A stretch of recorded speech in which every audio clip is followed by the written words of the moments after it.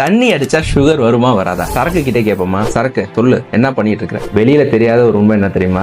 என்னை அடிக்கும் போது கல்லீரலை பாதிப்பேன். அதனால சர்க்கரை வெளியில வரதே குறைஞ்சிடும். அதனால ரத்த சர்க்கரை அளவு சில பேருக்கு கம்மியா கூட இருக்கும். அதனால முட்டா பசங்க என்ன நினைச்சிட்டு இருக்காங்கன்னா எனக்கு சுகரே வராதுன்னு நினைச்சிட்டு இருக்காங்க. அப்படி கிடையாது. அவங்க சோசியல் ட்ரிங்கரா இருந்தாலும் சரி, சர்க்கரை நோயினால 10 வருஷத்துக்கு மேல பாதிக்கப்பட்டு என்ன வீரியம் வருதோ அது மாதிரி 2 மடங்கு வீரியத்தை தொடர்ந்து தண்ணி அடிக்கிறவங்களுக்கு நான் 3 வருஷத்துல கொண்டு வந்துருவேன். அதனாலதான் அவங்க காலை தொங்க போட்டோன்னே கால் ஊதிரும், குதிகால நீர் கொப்பளம் வரும், காயங்கள் ஆறாது, உடம்புல இருந்து புரதச்சத்து கசிவை நான் உண்டாக்குவேன், உடல் எடை குறைஞ்சு போயிரும், சர்க்கரையோட மாத்திரை கொடுத்தோன்னு ரொம்ப சென்சிட்டிவா இருக்கும் உங்க உடம்புல, தூக்கம் வராது, கை கால் நடுக்கம் எல்லாமே உண்டாயிரும். என்ன சொல்றேன் பாருங்க, ரொம்ப ரொம்ப ஜாக்கிரதையா இருங்க. நீங்க சோசியல் ட்ரிங்கரா இருந்தாலும் சரி, இல்ல கிரானிக் ஆல்கஹாலிக்கா இருந்தாலும் சரி, கண்டிப்பா சுகரை விட மிக மிக மோசமான தன்மையில உங்க உடம்ப கொண்டு போறதுக்கு இவன் தான் காரணமா இருக்கு. கண்டிப்பா ஸ்டாப் பண்ணிருங்க. இது மாதிரி மோர் இன்ஃபர்மேஷனுக்கு எங்க பேஜை ஃபாலோ பண்ணுங்க. எனக்கு நல்லதே நடக்கும், என்ன சார்ந்தவருக்கும் நல்லதே நடக்கும்.